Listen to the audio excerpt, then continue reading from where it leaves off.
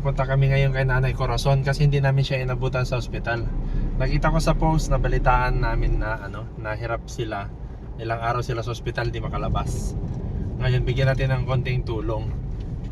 Kahit papaano sa kanila. Pagdating namin sa ospital, wala na sila. Hindi kasi naharap ng mga nakarang araw kasi sobrang busy talaga.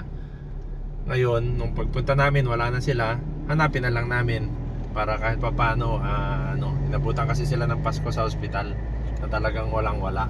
Bigyan natin ng kahit na konting tulong lang, kahit konti.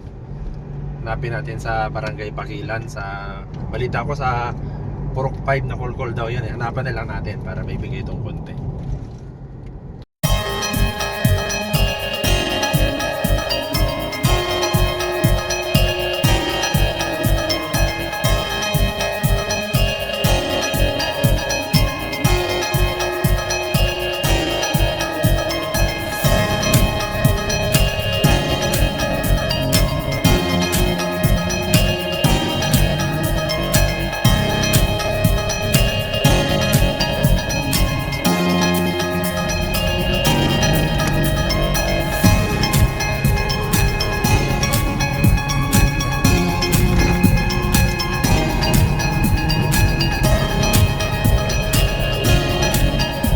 Akit na kami ng bundok na malapit na siguro sa bahay ni Nanay Corazon. Hanapin na lang natin siya. Saan po yung barangay na Kulkol? Akit pa po kami? Sige. Opo, salamat po.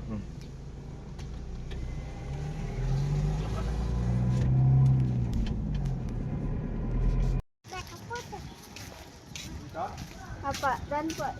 Aliro na. Napalitaan namin na hospital kayo, matagal kayo doon. Hindi naman namin alam na kasi nung namili kami ng ito, hindi namin mahatid-hatid. Kasi sobrang busy.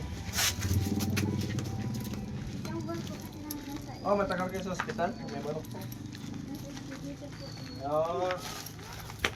Bakit dahil doon natagalan kayong lumabas?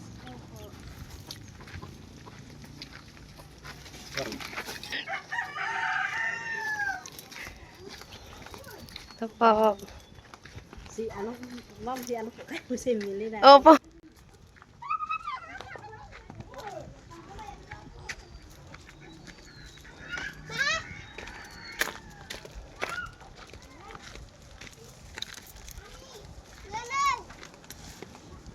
Ano na ang asawa mo?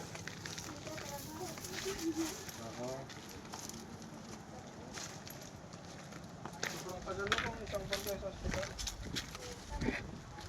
Paano yung pag-gastos nyo doon?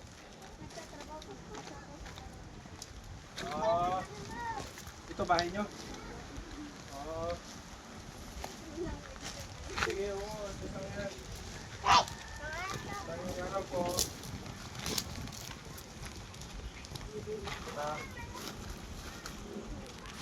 Pwede yung pasok? Okay lang. Dinala namin kayo ng Ito kasi dapat kahit pa paano makatulong sa inyo pang dapat nung nakaraan pa to. Kaso yung parang sobrang busy talaga, binili na namin kasi nabalitaan ko na yun nga, na ang tagal nyo sa ospital. Sabi ko, kailangan mahadan kayo ng ilang kilo siya? 1 lang po. Ilang kilo siya? Wala? 1.5 po. 1.5 kilos. Nabalitaan ko to na nasa ospital kayo, tagal nyo doon. Nung namili kami, tapos hindi naman kami makapag dahil sobrang dami talagang gawa. Ngayon, nung bigla kami na bakante, puntahan natin siya. Nakalabas naman na kayo. Opo. Nakalabas na kayo. Ay, sabi ko, sayang, hindi sila, naabot. Bigyan namin kayo ng konting tulong. Ha? Para mali pa sa mga susunod at pag Babalik. makabalik kami para mabigyan kayo ng panibagong tulong. Ha? Kilala mo ako? Siya lang kilala niya. Aray. Ang tawag dito, Sa susunod, mananawagan tayo na ano, na kahit paano mabigyan kayo ng tulong. Kasi maraming mayayaman dyan, mga mababait. Oo, malay mo, di ba? Oo. Oo.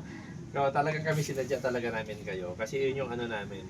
Hindi kami basta nagbibigay. Ang talagang binibigyan namin, yung talagang nangangailangan. Yung mga nanghihingi lang dyan basta, tapos ang gaganda naman ng buhay, hindi. Yun talagang sinisilip at pinupuntahan talaga namin lahat. Oo, kahit pa paano, kahit konti lang, di ba? Maalaga, ano. Oo, pero pag may nakapanood ng video natin, malay mo, mayroong gumaya, mayroong ano, natulungan natin sila. Sige. Kayo dito, magkapatid, no? Sana yung asawa mo, te? Nagtrabaho po. Oo. Bali, dalawa kayo dito sa bahay nyo. Ayan, sama na kayo dito. Ilan ang anak mo, te? Dalawa. Dalawa po. Kapatid mo talaga siya. Oh. Hello, be. Mag-hi ka muna. Ay, kaya. Ikaw. Oh. Hello po. Pinuntahan namin kayo sa ospital eh, kaso wala na kayo. Salamat po. Pinuntahan namin kayo doon para, hanapin. Oo. Opo, sige. Pinuntahan ka namin doon. Kasi kahit konti makapagbigay ng tulong. Salamat Opo, po. pero may kasunod pa po yan. Opo. May kasunod pa po yan para sa inyo. Salamat po. Binigay kayo ng Panginoon sa amin. Salamat po. Thank you. Opo. Thank you po. Salamat po sa vlogger, sa mga lahat ng vlogger. Sabi Salamat mo. po.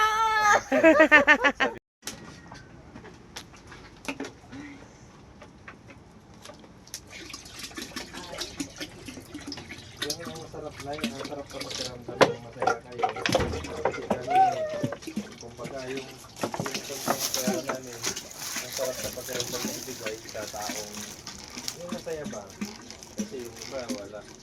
Parang wala lang. Tapos meron naman silang kabuhayan, nangihingi pa. Meron po akong gano'n, yung sabi ko, bakit di na ang mga binibigyan dapat, yung mga wala. Oh. Thank Thank you you, po, Boss Boss R. R. Salamat po. Sana po masuportahan po kayo ng lahat ng mga may kaya po sa buhay. Maraming salamat po. Thank you po, Boss R.